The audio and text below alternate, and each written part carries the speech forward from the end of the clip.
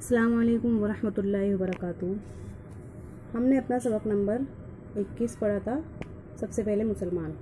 अब हम पढ़ेंगे सबक नंबर 22, इस्लाम का सबसे पहला सबक, यानी इस्लाम का जो है सबसे पहला सबक क्या है। तो हमने दीन तालीम का रिसाला नंबर 2 खोला हुआ है। इस्लाम का सबसे पहला सबक, अल्फाज, मखलूक, आयत, कलाम।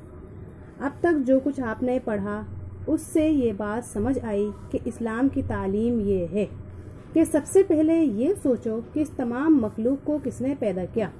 ज़मीन, आसमान, चांद, सूरज, ऊंचे ऊंचे पहाड़, मौजें मारते हुए दरिया, हरे भरे जंगल किसने पैदा किए। खुद अपने ऊपर गौर करो, तुम कैसे पैदा हुए।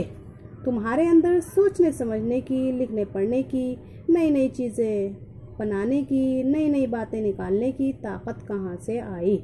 यानी इतनी बड़ी मखलूक को, इस तमाम मखलूक में इतनी इतनी बारीक से बारीक, इतनी से बड़ी चीज़ें हैं, इसमें गौर व फिक्र करो, इसमें गौर व तदब्बुर करो कि इन सब चीज़ों को किसने पैदा किया, हम सबको किसने पैदा किया। इसमें हर चीज़ में यानी अल्लाह की एक एक कुदरत में गौर व फिक्र करो। हमारे हज़रत पर जो आयतें सबसे पहले उतरी उनमें यही बताया गया है कि ये मानो कि अल्लाह एक है। अल्लाह के नबी पर जो सबसे पहले आयतें उतरी थी उनमें यही बताया गया था कि अल्लाह एक है। इस तमाम मखलूक का पैदा करने वाला अल्लाह है, इंसान को पैदा करने वाला अल्लाह है, इंसान में जो कुछ ताकतें हैं उनके बख्शने वाला अल्लाह है। अल्लाह का हुक्म मानो, अल्लाह के हुक्म मानो, जो कुछ उसने बताया है उसको समझो, उसको याद करो, उसको पढ़ो।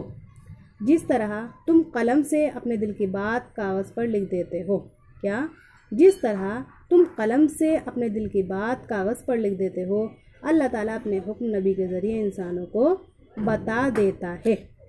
देखो, लिखने वाला और कलम एक नहीं होता, इन दोनों में बहुत बड़ा फ़र्क है।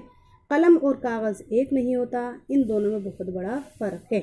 क्या कह रहे हैं, जिस तरह से तुम अपने दिल की बात कागज़ पर लिख देते हो, हालांकि लिखने वाला और कलम एक नहीं होता, लेकिन क्या है, क्या बता रहे हैं फ़र्क, ये बता रहे हैं कि इन दोनों में बहुत बड़ा फ़र्क होता है। इसी तरह जो हमारे पास हुक्म आए हैं उनमें भी अल्लाह ताला ने नबियों के हाथ जो भेजे हैं, तो क्या कह रहे हैं, जिस तरह कलम से अपने दिल की बात कागज़ पर लिख देते हो, अल्लाह ताला अपने हुक्म जो है नबी के ज़रिए से इंसानों को बता देते हैं। कलम और कागज़ एक नहीं होता, इन दोनों में बहुत बड़ा फ़र्क होता है। लेकिन जो कागज़ पर लिखा जाता है वो वही होता है जो लिखने वाले का मतलब होता है। क्या कह रहे हैं, जो कागज़ पर लिखा होता है उसका मतलब वही होता है जो लिखने वाले का मतलब होता है। ऐसे ही अल्लाह और नबी एक नहीं है, अल्लाह और रसूल एक नहीं है, रसूल और कुरान एक नहीं है, नबी और अल्लाह की किताब एक नहीं है। क्या कह रहे हैं, ऐसे ही अल्लाह और नबी एक नहीं है, अल्लाह और रसूल एक नहीं है, रसूल और कुरान एक नहीं है, नबी और अल्लाह की किताब एक नहीं है। यानी अल्लाह और रसूल भी एक नहीं है, रसूल और कुरान भी एक नहीं है, नबी और अल्लाह की किताब भी एक नहीं है। इन सब में बहुत बड़ा फ़र्क है। लेकिन जो लिखा हुआ है वो वही है जो अल्लाह ने चाहा है। कुरान वही है जो अल्लाह ने उतारा है। कुरान अल्लाह का कलाम है। अब तुम समझ गए कि इस्लाम का पहला सबक क्या है। इस्लाम का पहला सबक ये है कि अल्लाह को मानो, अल्लाह को मानो, अल्लाह को मानो, अल्लाह के रसूल को मानो, अल्लाह की किताब को मानो। माशाअल्लाह, कितना प्यारा सबक था, बहुत ही अच्छा सबक था। इस्लाम का जो सबक हम लोगों को दिया गया है, मेन सबक क्या है कि इस्लाम अल्लाह को मानो, अल्लाह के रसूल को मानो, अल्लाह की किताब को मानो। अल्लाह के रसूल हज़रत मोहम्मद सल्लल्लाहु अलैहि वसल्लम और जितने भी अल्लाह ताला ने नबी भेजे, अल्लाह की किताब को मानो, यानी कलामुल्लाह शरीफ, कुरान मजीद जो अल्लाह के नबी लेकर आए। लिखने वाला और कागज़ और कलम तो एक नहीं रहता, लेकिन जो लिखा हुआ होता है वो वही होता है जो अल्लाह ताला ने अपने नबी को बताया हुआ होता है। चलिए, अच्छा सवालात कर लेते हैं। सवालात हैं, एक इंसान को सबसे पहले क्या सोचना चाहिए। सबसे पहले यही सोचना चाहिए कि अल्लाह ताला ने इस तमाम मखलूक को, अल्लाह ताला ने यानी इस तमाम मखलूक को, हमें यही सोचना चाहिए कि इस तमाम मखलूक को किसने पैदा किया है। ज़मीन, आसमान, चांद, सूरज, दरिया और पहाड़ को देखो, तुम क्या समझते हो। यही समझते हैं कि ज़मीन, आसमान, ये चांद, सूरज, ये दरिया और पहाड़, ये सब अल्लाह ने, ये सब किसने बनाए हैं।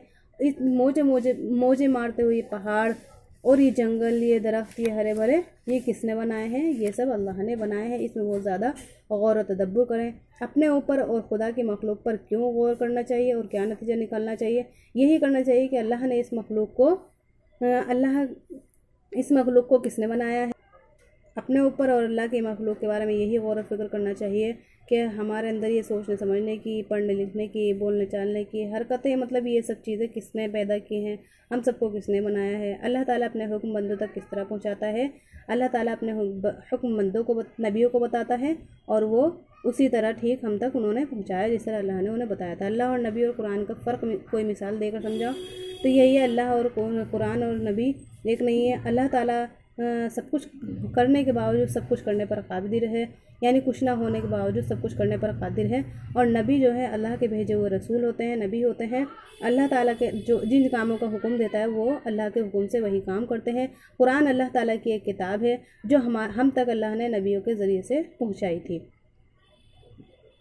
जिस तरह अल्लाह इस सबक में मिसाल दे के बताई गई है कि कुरान कलम और लिखने वाला एक नहीं होता, मगर लिखा हुआ वही होता है जो अल्लाह के हुक्म से बताया, अल्लाह के हुक्म का बताया हुआ होता है। तो यही था हमारा आज का बहुत प्यारा सा सबक।